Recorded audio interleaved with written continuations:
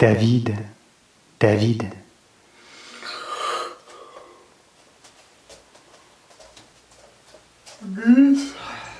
Gus, tu m'as appelé? Non mais il est à peine 8 heures. Je sais bien qu'avant 15 heures du matin, David, pour toi c'est compliqué. Donc non, je t'ai pas appelé, tu peux te recoucher, va.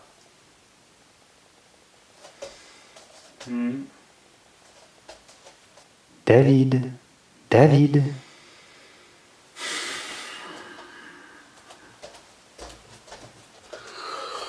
Gus, tu m'as appelé là? Non, toujours pas. Oh David, attends. Si d'aventure tu réentends une voix qui t'appelle dans la nuit, dis-lui, parle au Seigneur, ton serviteur écoute. Tu te rappelleras de ça? Ouais, parle au Seigneur, ton serviteur écoute. Ok. David, David.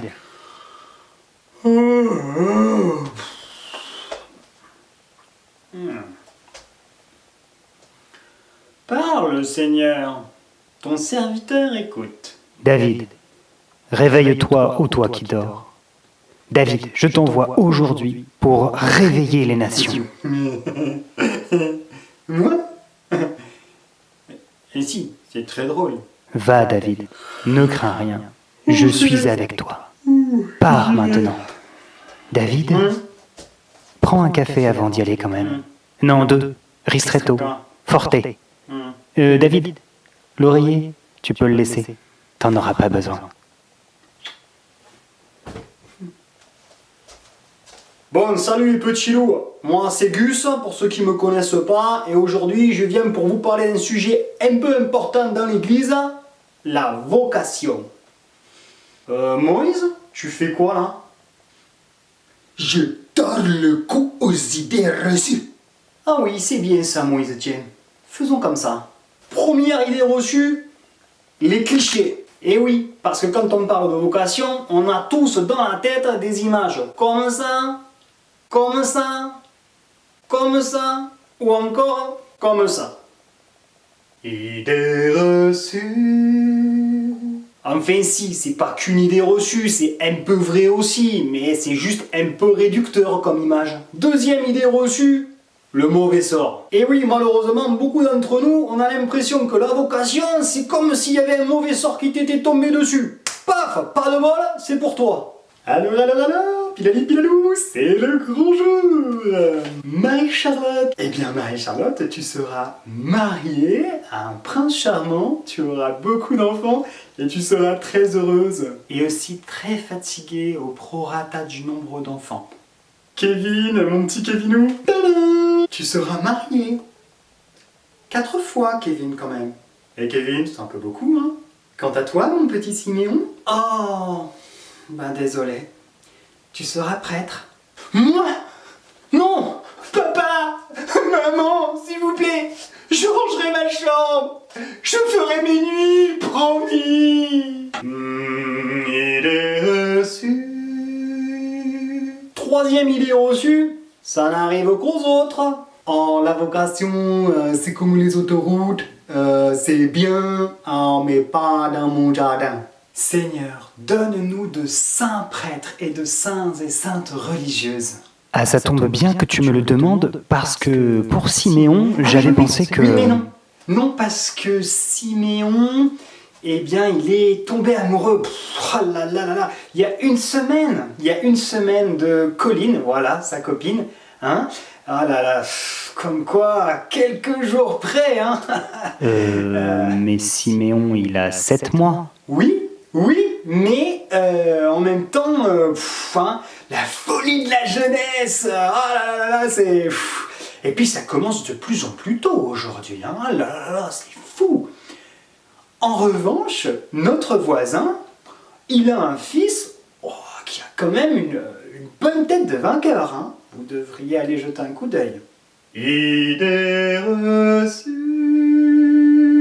Bon, une fois balayé ces quelques idées reçues, regardons quelques principes de base. Le premier, nous sommes tous appelés au bonheur. Ça, c'est la vocation première de toute femme et de tout homme sur terre. Dieu appelle chacun d'entre nous au bonheur. Maintenant, le bonheur, il passe par le fait d'aimer et d'être aimé. D'aimer en vérité, je dirais même plus. La caritas, la charité. Cette espèce de feu brûlant à l'intérieur, tu te sens tellement aimé que tu as envie d'aimer tout le monde. Et c'est cet échange d'amour qui fait le bonheur véritable. Non, pas du tout, c'est parce que j'ai des choses. Plein de choses. C'est parce que je possède plein de choses que je suis heureux. Non, n'importe quoi. Car il y a plus de joie à donner qu'à recevoir. Eh oui, mon petit Fang, mais ça, parfois il faut toute une vie pour le comprendre. Maintenant, la voie la plus naturelle pour répondre à cet appel à l'amour et au bonheur, c'est le mariage. On se donne alors totalement à l'autre, on est un seul dans le couple, on se donne totalement à la famille et du coup l'amour qu'on s'échange les uns avec les autres, ça rejaillit sur nos amis et nos collègues. Mais il existe aussi d'autres chemins, notamment celui de se donner totalement à Dieu pour être totalement aux autres. Par exemple, en devenant prêtre ou religieux ou encore religieuse. On dit à ce moment-là que l'on se fait tout à tous. Tout à tous. Partout à tous. Oui, seulement maintenant, comment savoir où Dieu m'appelle? Quelle est ma place? Orange, bleu, bleu, orange. Eh bien, il faut savoir écouter. Oui, mais pas écouter les musiques du monde. Savoir écouter à l'intérieur pour savoir et comprendre qui l'on est, pour savoir où serait notre plus grand bonheur, notre bonheur parfait. Être à l'écoute de Dieu qui nous parle à l'intérieur de notre cœur. Bon, et une fois que tu as entendu quelque chose à l'intérieur, eh bien, il faut y répondre. C'est vrai que c'est là que ça se complique.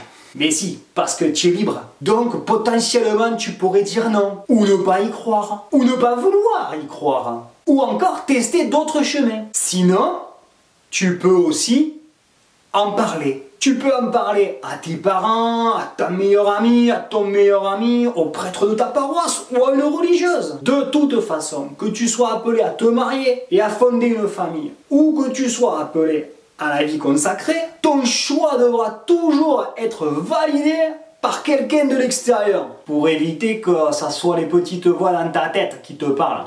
Et crois-moi, je sais de quoi je parle. Bon alors en gros, si tu as les guillis dans le ventre quand tu vas à la messe, quand tu lis la Bible, quand tu écoutes ton groupe de pop louange préféré, ou que tu restes en contemplation devant la nature pendant des heures, bon, peut-être tu devrais te poser des questions. Oui, enfin moi je dis ça... Et puis au pire, qu'est-ce qui pourrait t'arriver? Te retrouver en tenue de religieuse sur un vélo à faire le tour de France? Gagner à The Voice?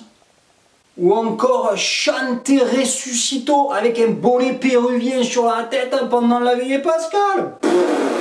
Et alors? Donc, si la vocation est une question, pose-te-la, comme on dit par chez nous.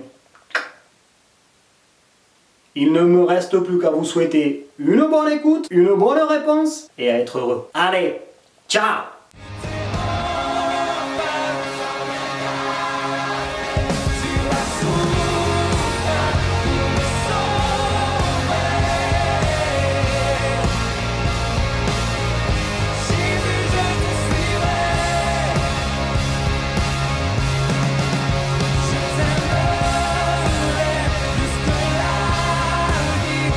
Servir